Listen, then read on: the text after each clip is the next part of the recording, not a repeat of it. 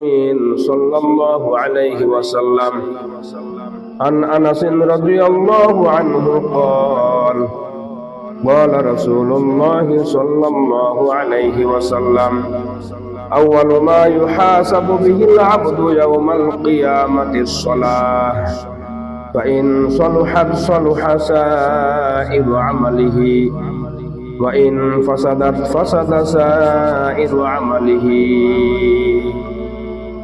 আলহামদুলিল্লাহ, সমস্ত প্রশংসা, সমস্ত তারিফ, সমস্ত গুণগান সেই মহান রব্বুল আলামিনের জন্য, যে মহান রব্বুল আলামিন আমাদেরকে অত্যন্ত মেহেরবানি করে, দয়া করে দুনিয়ার সকল ব্যস্ততাকে উপেক্ষা করে প্রতি জুমার ন্যায় আজকেও জুমার সালাত আদায়ের উদ্দেশ্যে একত্রিত হওয়ার তৌফিক দান করেছেন। আমরা সেই মহান রব্বুল আলামিনের দরবারে শুকরিয়া তো শুকর আদায় করি। সকলে বলে আলহামদুলিল্লাহ। অগণিত দুরূদ ও সালাম বর্ষিত হোক আমাদের প্রিয় নবী সাইয়্যিদুল মুরসালিন খাতামুন নবিয়্যিন মুহাম্মদুর রাসূলুল্লাহ সাল্লাল্লাহু আলাইহি ওয়াসাল্লামের উপর। আমরা সকলে বলি সাল্লাল্লাহু আলাইহি ওয়াসাল্লাম। তো আমি কোরআন এবং হাদিস থেকে কিছু পাঠ করেছি, এর আলোকে আজকে আমি যে বিষয়টি নির্ধারণ করি সেটি হলো সালাতের গুরুত্ব। যদি মহান রব্বুল আলামিন আমাকে তৌফিক দান করেন তাহলে কোরআন এবং হাদিসকে সামনে রেখে উক্ত বিষয়ের উপর কিছু আলোচনা করব ইনশাআল্লাহ। ওয়া মা তাওফীকি ইল্লা বিল্লাহ। সালাত এমন একটি গুরুত্বপূর্ণ ইবাদত, ঈমানের পরেই সালাতের গুরুত্ব এত বেশি। পৃথিবীতে যত ইবাদত রয়েছে পৃথিবীতে, সব ইবাদতের মাথা হলো সালাত, নামাজ। ইবাদতের মাথা ছাড়া যেমন বডির কোনো মূল্য থাকে না, মাথা ছাড়া বডির যেমন মূল্য থাকে না, তেমনি যত ইবাদত আপনি করবেন, নামাজ ছাড়া, সালাত ছাড়া ইবাদতের কোনো মূল্য নেই। আপনি দান করেন, কোনো মূল্য নেই, দানের কোনো মূল্য নেই। আপনি হজ করেন, এই হজের কোনো মূল্য নেই। আপনি যাকাত দেন, যাকাতের কোনো মূল্য নেই যদি আপনার ভিতরে নামাজ, সালাত না থাকে। সালাত এমন একটি গুরুত্বপূর্ণ ইবাদত যার উপর নির্ভর করে অন্যান্য ইবাদত।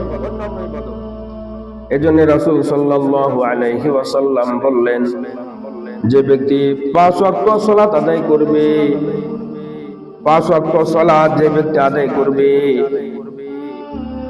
5 ওয়াক্ত সালাত আদায় করার কারণে তার থেকে গুনাহ এমন ভাবে পরিষ্কার হয়ে যাবে, অপসারিত হয়ে যাবে, যেমন এভাবে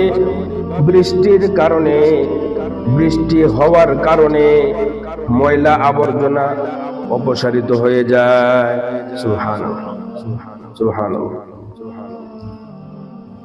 5 ওয়াক্ত সালাত যদি কেউ আদায় করে, রাসূল সাল্লাল্লাহু আলাইহি ওয়াসাল্লাম বললেন, عن أبي هريرة رضي الله عنه قال قال رسول الله صلى الله عليه وسلم أرأيتم لو أن نهرا بباب أحدكم من كل।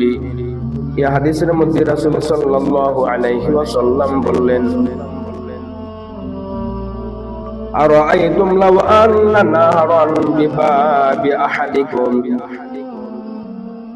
আবু হুরায়রা রাদিয়াল্লাহু আনহু থেকে বর্ণিত, তিনি বলেন, রাসূল সাল্লাল্লাহু আলাইহি ওয়াসাল্লাম বলেছেন, আচ্ছা বলো তো, যদি তোমাদের কারো দরজার সামনে একটি নহর থাকে, একটি নদী থাকে, ওই নদীর মধ্যে কেউ যদি 5 বার গোসল করে, ওই নদীর মধ্যে যদি কেউ 5 বার গোসল করে, তাহলে তার শরীরে একটু ময়লা থাকতে পারে? রাসূল সাহাবীদেরকে সামনে রেখে বললেন, আচ্ছা বলো তো, যদি তোমাদের কারো দরজার সামনে একটি নহর থাকে, নদী থাকে, ওই নদীর মধ্যে যদি কেউ 5 বার গোসল করে, গোসল করার পর তার শরীরে কোনো ময়লা থাকতে পারে, মিন দারনিহি শাই, ক্বালু লা ইয়াবকা মিন দারনিহি শাই। সাহাবীরা বললেন তার শরীরে কোনো ময়লাই থাকতে পারে না। ক্বালু লা ইয়াবকা মিন দারনিহি শাই, তার শরীরে কোনো ময়লাই থাকতে পারে না। যে ব্যক্তি দৈনিক 5 বার গোসল করে তার শরীরে যেমন ময়লা থাকে না, যে ব্যক্তি দিনে 5 ওয়াক্ত সালাত আদায় করবে, দিনে রাত্রে যে ব্যক্তি 5 ওয়াক্ত সালাত আদায় করবে, ওই 5 ওয়াক্ত সালাত আদায় করার কারণে তার শরীরেও কোনো গুনাহ থাকতে পারে না। সুবহানাল্লাহ। রাসূল সাল্লাল্লাহু আলাইহি ওয়াসাল্লাম বললেন 5 ওয়াক্ত সালাতের উদাহরণ এরূপই, যে ব্যক্তি তার নদীর সামনে, তার দরজার সামনে নদী থাকার কারণে, নহর থাকার কারণে, পুকুর থাকার কারণে 5 বার গোসল করলে যেমন ময়লা থাকে না, তেমনি ভাবে 5 ওয়াক্ত সালাত যদি কেউ আদায় করে, 5 ওয়াক্ত সালাত যদি কেউ আদায় করে, তাহলে তার শরীরে তেমনি ময়লা থাকতে পারে না। সুবহানাল্লাহ। কোনো ময়লাই তার শরীরে, কোনো গুনাহ তার শরীরে থাকবে না যদি 5 ওয়াক্ত সালাত কেউ আদায় করে। সুবহানাল্লাহ। এজন্য আল্লাহ পাক পবিত্র কালামে বললেন, আউযু বিল্লাহি মিনাশ শাইতানির রাজীম, উতলু মা উহিয়া ইলাইকা মিনাল কিতাবি ওয়া আকিমিস সালাহ ইন্নাস সালাতা তানহা আনিল ফাহশাই ওয়াল মুনকার। আল্লাহ পাক বললেন, হে নবী, আপনার উপর যে কিতাব ওহী করা হয়েছে আপনি তা তেলাওয়াত করুন। উতলু মা উহিয়া